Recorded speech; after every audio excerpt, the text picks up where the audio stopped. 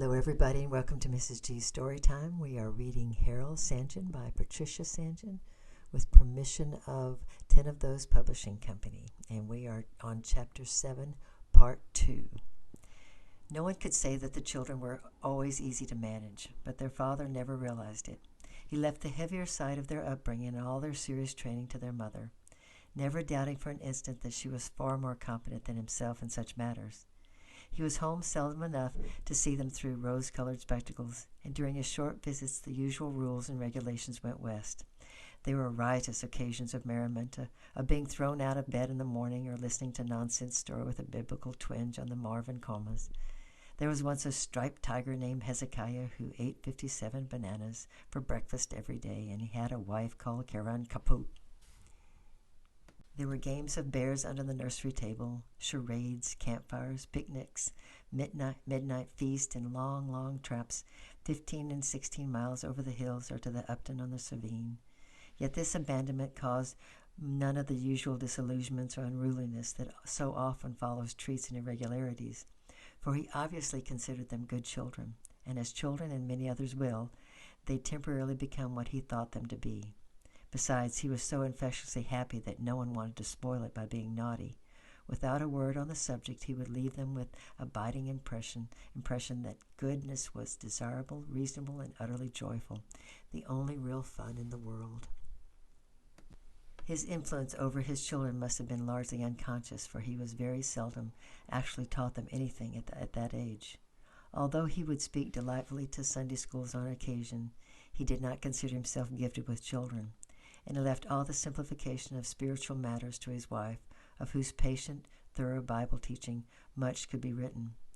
She could come down to the level of the smallest, but he would retain his own level, sometimes opening a door and allowing a little child to catch a glimpse of a mystical glory far beyond it, and yet the more beautiful for being only vaguely understood, as when he lifted a 7-year-old daughter onto his knee and almost shyly, in a voice that sometimes trembled with emotion, read aloud all 19 verses of Mrs. Cousin's hymn based on Samuel Rutherford's last sayings. The sands of time are sinking, the dawn of heaven breaks. And the result? The child was thrilled and transfixed. There was a feeling that Daddy had trusted her to share something that mattered to him, and there was a whole new world of bright imagery to explore and revel in, and eventually, after many years, to understand.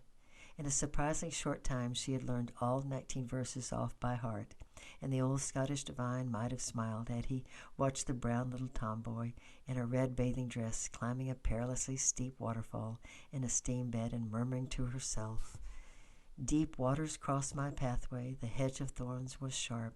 Now all these lie behind me, oh, for the well-tuned harp." And in this combination of the mother's simple, straightforward teaching and the sense of the father's mysticism that was beyond them, there was a strength and a safeguard against the modern tendency, resulting perhaps from oversimplification of divine truth, to consider religion the property of flannel graph in the primary school, Sunday school, and abandon it at adolescence. To Mr. Sanjin's children, the knowledge of God was essentially an adult destination, beautiful as golden sunset, where Father had arrived and to which they might attain if diligent in the means of grace and the lines of conduct which Mother had stayed behind to map out for them. It was necessary that someone should have stayed behind with them, especially at the Lord's table, when Sunday by Sunday the 5 were led in, wiggling uncomfortably in the unaccustomed stiffness of Sunday clothes, all sharply on the lookout for anything that might prove even the least bit amusing, in order to beguile the rather warm, wearisome hour and a half ahead. It was necessary that someone should quell the ripples of delight that ran through the ranks when a cat strayed up the aisle and the old brother with shaking hand endeavored to catch it, or to check the silent mass hysteria that ensued when the cock began to crow, or rendered as the crow began to croak. Someone had to be on the spot to inquire why 5-year-old Oliver was shaking with ill-congealed giggles over the reading of Colossians, and receive the whispered reply, "I never knew there was a book in the Bible called Galoshes," but that someone could never have been their father. He was completely oblivious to them, far ahead, seeing the reality hidden from them. They wiggled and yawned and diverted themselves with the last chapters of Job, which treated for the homely subject of bird eggs and acquainted themselves with Daniel's beast or the less suitable stories in Judges, and they were often bored. But none of them looked at that rapt, shining, lifted face or listened to that voice that trembled with adoring love, could maintain for a moment that the breaking of bread was really boring, and it left them with a feeling of mangled sadness and expectation. Sadness because they were small, wicked, earthly, and incorrigibly merry, and so could see nothing. Expectation because they might someday grow up and understand and see what Daddy saw, and then perhaps that morning gathering would become the most wonderful place in the world, the very gate of heaven.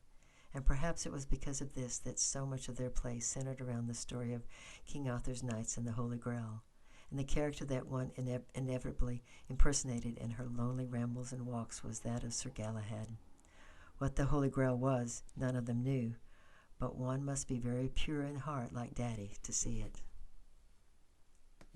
Yea, though in their early childhood he very seldom consciously taught them anything, he had rigid principles as to the standards that he set, and the example he showed, and to this he often referred in his preaching.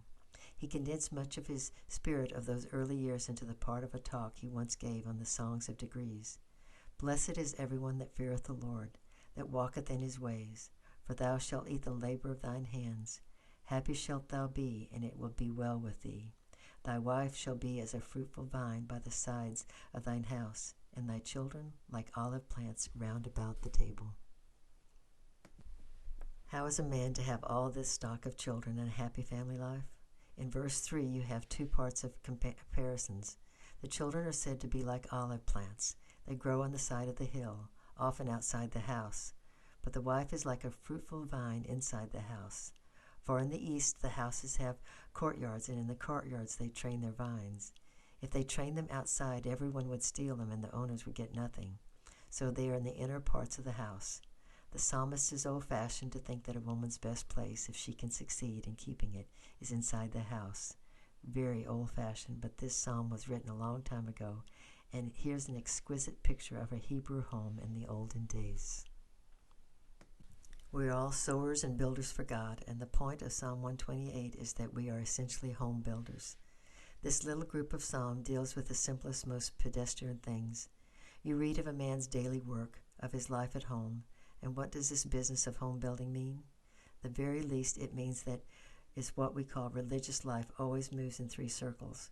First, the individual, private life with God, and then the ecclesiastical, organized Christian life, and behind church and the heart, there's always a Christian home. Nothing needs to be more safeguarded or attended to than the homes, for fathers and mothers are the responsible watchmen on the walls of the home. A mother came to me in America and said, Mr. Sanjin, I wish you'd speak to my children. My family's a shipwreck. My daughter of 21 is trying to get her first divorce. My two boys are going to the devil as quickly as they can. I said, stop a moment and tell me, what was your home like? She said, my husband and I have never been particularly religious people, but we've always been quite respectable. I said, you were like the people around you 20 years ago, and you were surprised to find that your children are like the young people around them? She said, my husband and I went to church one Sunday a month, but we went pleasing the other three. I said, I'll speak to your sons with pleasure, but I cannot do so with the slightest confidence. The Lord put you as the guardian of that home, and you are responsible to Him to bring up your children for God. They have seen that you don't really care for God at all. Are you surprised that your sons and daughters are exactly like you? Merely with a slight outward change that people go further in this day than they did when you were young.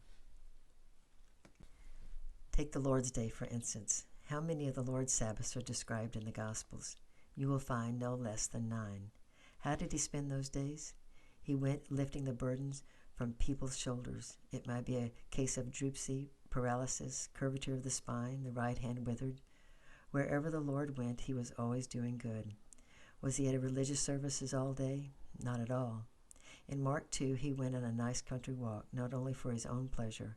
He was helping His disciples, and as they walked, they enjoyed the heavenly things. I delight to read an account of one of the Lord's Sabbaths. It's a sheer delight to see Him in the morning in the synagogues, in the afternoon in the house of a sick woman, in the evening sitting at the doorway and the people bringing their sick to Him, and if there's any spare time, a walk in the cornfields. In Luke 4, I read that Jesus, as his custom was, went into the synagogue on the Sabbath day. So don't let us think that an attendance at the Lord's Supper or at the various services and our encouraging our children to follow in the road that we walked in are little things.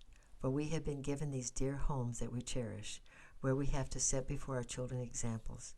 And as John Bunyan said, I am very careful to give my children no occasion, lest they should not be willing to go on the pilgrimage.